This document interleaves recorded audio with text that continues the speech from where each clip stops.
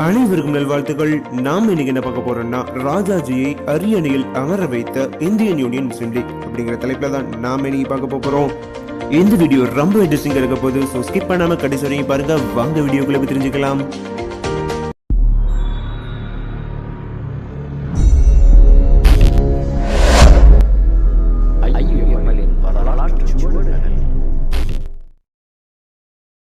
இந்திய நாடு சுதந்திரம் அடைந்ததற்கு பிறகு இந்த நாட்டிலேயே முதலாக பொது தேர்தல் நடைபெற்றது.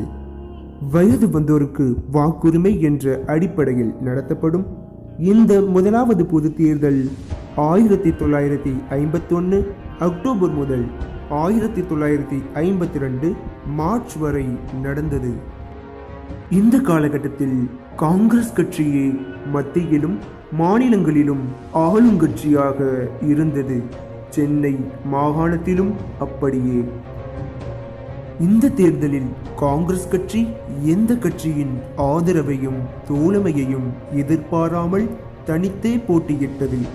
காரணம், மத்தியிலும் மாநிலங்களிலும் ஆளுங்கட்சியாக இருப்பதால் ஆள்பலமும் அதிகார பலமும் தனக்கு அமோக வெற்றியை தந்துவிடும் என்ற அசட்டு நம்பிக்கையில் எவரையும் பொருட்டாக கொள்ளாமல் அனைத்து தொகுதிகளிலும் தனித்தே போட்டியிட்டது. கம்யூனிஸ்ட் கட்சி தலைமையில் ஐக்கிய முன்னணி அமைந்தது. இதற்கு ஆதரவாக திராவிட கழக தலைவர் பெரியார், திராவிட முன்னேற்ற கழக தலைவர் பேரறிஞர் அண்ணா, அதன் முன்னணி தலைவர்கள், சொல்லாளர்கள், செயல் வீரர்கள் முதலானோர் தீவிர பிரச்சாரத்தில் தமிழகம் முழுவதும் சுற்றுச் சுழன்று பணியாற்றினார்கள். கம்யூனிஸ்ட் கட்சி ஐக்கிய முன்னணி வேட்பாளர்களில் தலைமறைவாக சிலர், சிறைச்சாலைகளில் சிலர் என இருந்த நிலையிலும் தேர்தலில் போட்டியிட்டார்கள். அவர்களில் கம்யூனிஸ்ட் கட்சியின் மூத்த தலைவர்களில் ஒருவரான தோழர் ப. ஜீவானந்தம் குறிப்பிடத்தக்கவர்கள் ஆவார். தேர்தல் பிரச்சாரம் சூடுபிடித்து போனது. அனைவரும் ஆவலுடன் எதிர்பார்த்து காத்திருந்தார்கள் தேர்தல் முடிவுக்காக. மலபார் பகுதியில் 5 தொகுதிகளில் போட்டியிட்டு தம்மை எதிர்த்து போட்டியிட்டோரை அதிகமான வாக்குகளால் தோற்கடித்து அபார வெற்றி பெற்ற முஸ்லிம் லீக் வேட்பாளர்கள் ஜனாப் KM சீதி சாஹிப் BABL, ஜனாப் உப்பி சாஹிப் BABL, ஜனாப் சர்கோரி அகமது குட்டி சாஹிப், திரு சடையன், ஜனாப் KK ஷாஃபி சாஹிப். இந்த ஐவரின் அற்புதமான வெற்றி சுதந்திர இந்தியாவில் வரலாற்றில் சிறப்பு முத்திரை பதித்ததாக அமைந்தது. மொத்தம் 375 ஸ்தானங்கள் கொண்ட சென்னை மாகாண சட்டப்பேரவைக்கு நடந்த தேர்தலில் காங்கிரஸ் கட்சி 152 தொகுதிகளில் மட்டுமே வெற்றி பெற்றது.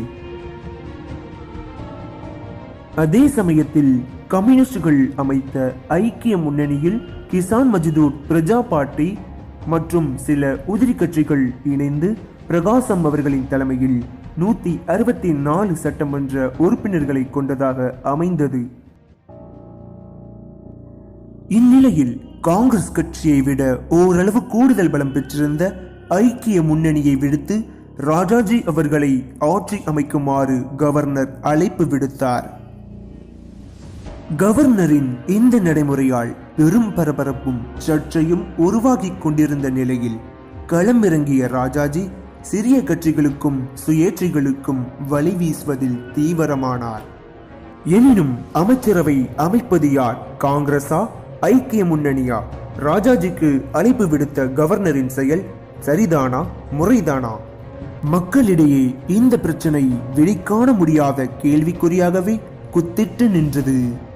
ராஜாஜியோ தனக்கே உரிய சாதுரியத்தையும் சாணக்கியத்தையும் பயன்படுத்தி காமன்வெல்த் கட்சி தலைவர் மாணிக்கவேலு நாயக்கர் மற்றும் ராமசாமி படையாட்சி தலைமையில் இயங்கிய கட்சி முதலானவற்றை தனக்கு ஆதரவாக இணைத்து சில சுயேட்சைகளையும் வளைத்து போட்டார். ஆயினும் மந்திரி சபை அமைவதற்கு தேவையான பலம் காங்கிரஸ் கட்சிக்கு போதுமானதாக இல்லை. துருப்பிச்சீட்டு இந்தியன் யூனியன் முஸ்லிம் லீக்கிடம். முஸ்லிம் லீக் யாரை ஆதரிக்கின்றதோ அவர்கள்தான் அரசமைக்க முடியும். முஸ்லிம் லீக் சட்டப்பேரவை உறுப்பினர்கள் 5 மட்டும்தான். இந்த 5 ஆதரவின்றி கம்யூனிஸ்ட்கள் உள்ளிட்ட ஐக்கிய முன்னணி பிரகாசம் தலைமையில் ஆட்சி அமைப்பதோ ராஜாஜி தலைமையில் காங்கிரஸ் அரசு அமைப்பதோ முடியாத நெருக்கடியில் இரு தரப்பினரும் திணறினர். நிலைமையை புரிந்து கொண்ட ராஜாஜி முந்திக்கொண்டு அவசரமாக இந்த சிக்கலை தீர்க்கும் திறவுகோல் இருப்பது காயிதே மில்லத் அவர்களிடம் அந்த திறவுகோலை பெற்றிட விரைந்தார்.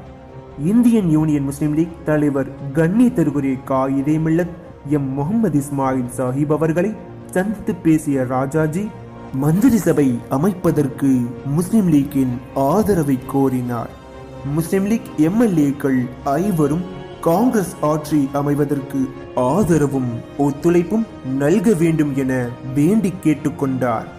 நாட்டின் நலனையும் சமுதாயத்தின் முன்னேற்றமும் சமுதாயங்களிடையே நிலவிட வேண்டிய சுமூக சூழல் மற்றும் அமைதி ஆகியவற்றை கருத்தில் கொண்டு ராஜாஜி தலைமையில் காங்கிரஸ் அமைச்சரவை அமைவதற்கு கண்ணியத்திற்குரிய காயிதே மில்லத் அவர்கள் முஸ்லிம் லீக்கின் ஆதரவை தெரிவித்தார். சுதந்திர இந்தியாவில் நடந்த முதல் பொது தேர்தலையொட்டி சென்னை ராஜதானியில் ராஜாஜி தலைமையில் முதலாக காங்கிரஸ் அமைச்சரவை அமைந்தது. இந்தியன் யூனியன் முஸ்லிம் லீக்கின் பேராதரவில் என்பது குறிப்பிடத்தக்கது. முஸ்லிம் லீக்கின் ஒத்துழைப்பால் ஆதரவு துணையால் மட்டுமே இந்திய குடியரசில் முதலாக காங்கிரஸ் மந்திரி சபை அமைந்தது என்பதால் முஸ்லிம் லீக்கின் முக்கியத்துவத்தை உணர்ந்த மூதறிஞர் ராஜாஜி காங்கிரஸ் சட்டமன்ற உறுப்பினர்களின் கூட்டங்களில் சிறப்பு அழைப்பாளர்களாக முஸ்லிம் லீக் எம்எல்ஏக்கள் கலந்து கொள்ளும் வாய்ப்பும் வழங்கினார். சட்டமன்ற முஸ்லிம் லீக் கட்சியின் தலைவராக ஜனாப் உப்பி சாஹிப் BABL அவர்கள் பொறுப்பு வகித்தார்.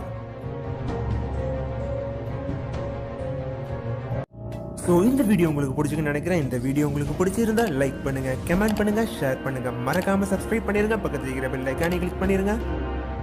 இது உங்கள் ஐயுமலின் ஐடிவிங் தமிழ்நாடு. நமது பாரம்பரியமிக்க இந்தியன் யூனியன் முஸ்லிம் லீக்ல இன்று இணைந்திடுங்கள்.